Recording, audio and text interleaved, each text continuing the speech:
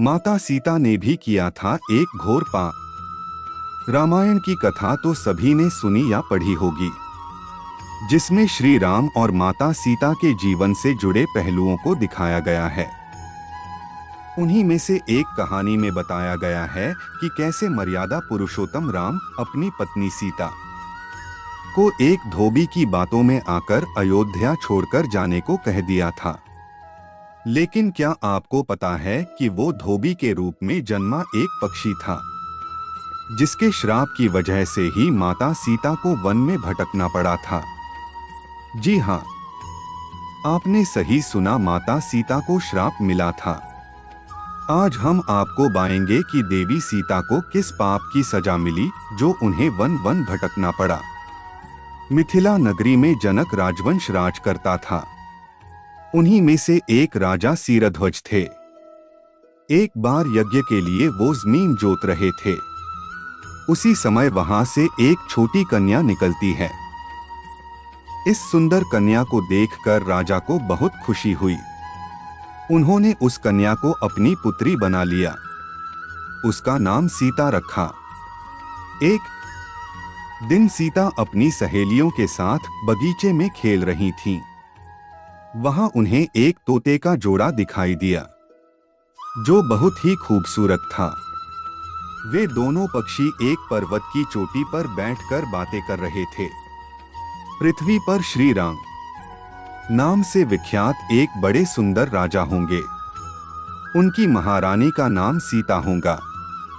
श्री राम सीता के साथ कई वर्षों तक राज्य करेंगी। धन्य हैं वे जानकी देवी और धन्य हैं वे श्री राम। तोते की ऐसी बातें सुनकर सीता ने सोचा कि ये दोनों तो मेरे ही बारे में बातें कह रहे हैं।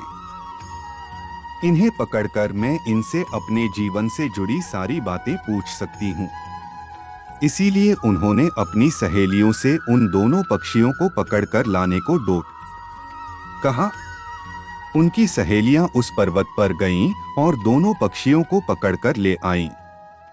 माता सीता उन पक्षियों से कहती हैं कि तुम दोनों बहुत सुंदर हो, देखो, डरो नहीं, मैं तुम्हें कोई नुकसान नहीं पहुंचाऊंगी। तुम बस मुझे ये बताओ कि तुम कौन हो और कहां से आए हो। राम कौन है और सीता कौन है? तुम्हें उनके बारे में कैसे पता है? माता सीता के पूछने पर दोनों पक्षी बताते हैं कि एक बहुत विख्यात महर्षि वाल्मीकि हैं। हम दोनों उन्हीं के आश्रम में रहते हैं। महर्षि ने रामायण नाम का एक ग्रंथ लिखा है, जिसका पाठ उन्होंने अपने शिष्यों को भी कराया है। उन पक्षियों ने सीता को ये भी बताया कि इस ग्रंथ में महर्षि वाल्मीकि ने बताया है कि महर्षि ऋष्यशृंग के द्वारा किए गए पुत्रष्टि यज्ञ से प्रसन्न होकर भगवान विष्णु, राम, लक्ष्मण, भरत और शत्रुघ्न ये 4 मानव शरीर धारण कर पृथ्वी पर जन्म लेंगे। बड़े होने पर श्री राम महर्षि विश्वामित्र और अपने छोटे भाई लक्ष्मण के साथ हाथ में धनुष लिए मिथिला आएंगे और शिव जी के धनुष को तोड़कर सीता से विवाह करेंगे। फिर उस पक्षी के जोड़े ने कहा, हे सुंदरी, हमने तुम्हें सब कुछ बता दिया, अब हमें छोड़ दो, हम जाना चाहते हैं। पक्षियों की बातें सुनकर माता सीता के मन में और भी बातें जानने की इच्छा हुई। उन्होंने उन दोनों से पूछा कि राम कहाँ होंगे, वे किसके पुत्र हैं, कैसे वो मिथिला आकर जानकी से विवाह करेंगे। नर तोता बोला कि श्री रामचंद्र का मुख कमल के समान सुंदर, नेत्र बड़े बड़े और खिले हुए, नासिका ऊंची, पतली भुजाएं घुटनों तक, गला शंख के समान होगा। मैं उनका क्या वर्णन करूं, जिनके गुणों का बखान 100 मुख वाला भी नहीं कर सकता। दोनों पक्षी कहते हैं कि जानकी देवी धन्य हैं, जो जल्द ही रघुनाथ जी की पत्नी बनकर उनके साथ कई वर्ष तक राज करेंगी। लेकिन तुम कौन हो? पक्षियों की बातें सुनकर सीता ने कहा कि जिसे तुम लोग जानकी कह रहे हो वो मैं ही हूँ। माता सीता उन्हें कहती हैं कि मैं तुम दोनों को तभी छोड़ूंगी जब श्री राम यहाँ आकर मुझसे विवाह करेंगे तब तक तुम दोनों आराम से मेरे घर में रह सकते हो। ये सुनकर मादा तोता जानकी से कहती कि हम वन के पक्षी हैं, हमें घर में सुख नहीं मिलेगा।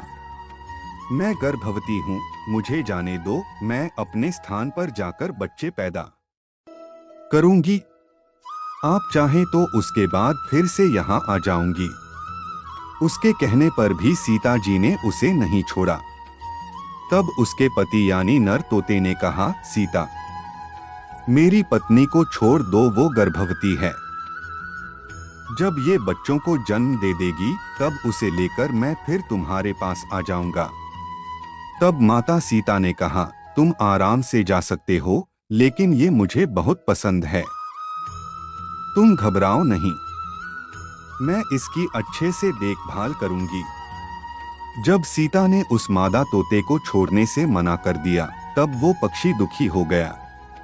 पक्षी दोबारा सीता जी से निवेदन करता है कि मैं अपनी पत्नी के बिना जिंदा नहीं रह सकता, इसलिए इसे छोड़ दो। माता सीता, तुम बहुत अच्छी हो, मेरी प्रार्थना मान लो। इस तरह उसने बहुत समझाया, लेकिन सीता ने उसकी पत्नी को नहीं छोड़ा। तब मादा पक्षी ने क्रोध में सीता को श्राप दिया कि अरे, जिस प्रकार तू मुझे इस समय अपने पति से अलग कर रही है, वैसे ही तुझे भी स्वयं गर्भवती की अवस्था में श्री राम से अलग होना पड़ेगा।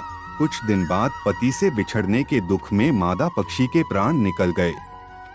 पत्नी की मौत हो जाने पर नर पक्षी दुखी हो गया। फिर वो सीता जी से बोला कि मैं मनुष्यों से भरी श्री राम की नगरी अयोध्या में जन्म लूंगा, मेरे ही कारण तुम्हें पति के वियोग का दुख उठाना पड़ेगा। ये कहकर वो वहां से उड़ जाता है।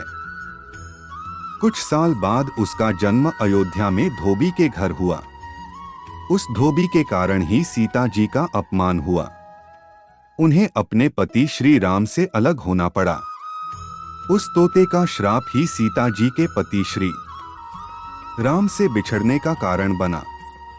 इसीलिए जब माता सीता गर्भवती थीं, तो उन्हें भी पति से दूर वन में रहना पड़ता है। आपने अक्सर लोगों को कहते सुना होगा कि हमें हमारे कर्मों का फल हमें यहीं मिलता है।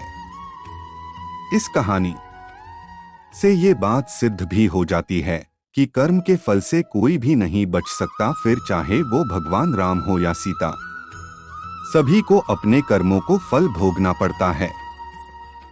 दोस्तों, आज के लिए बस इतना ही। उम्मीद है आपको हमारी जानकारी पसंद आई होगी। हमारे चैनल को सब्सक्राइब और वीडियो को लाइक कर दीजिए। धन्यवाद।